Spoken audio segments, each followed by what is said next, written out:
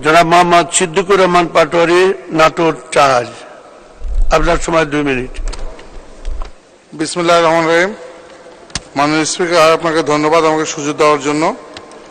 আমি কার্যপ্রণালী বিধি 71 বিধি অনুসারে জরুরি জনগুরুত্বপূর্ণ বিষয় সম্পর্কে মাননীয় রেলপথ মন্ত্রীর মনোযোগ আকর্ষণ করে একটি নোটিশ দিয়েছি।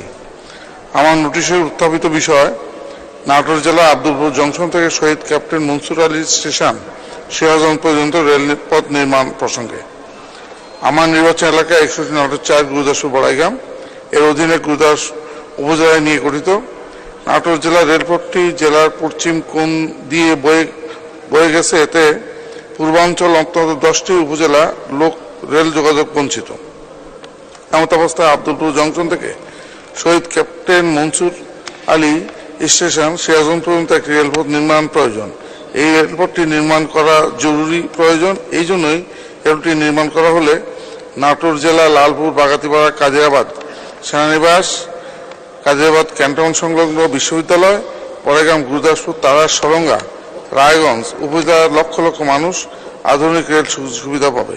ফলে অতি সহজেই এই এলাকার মানুষ অতি অল্প সময়ের মধ্যে স্বল্প খরচে রাজধানী ঢাকার সাথে যোগাযোগ সম্ভব হবে।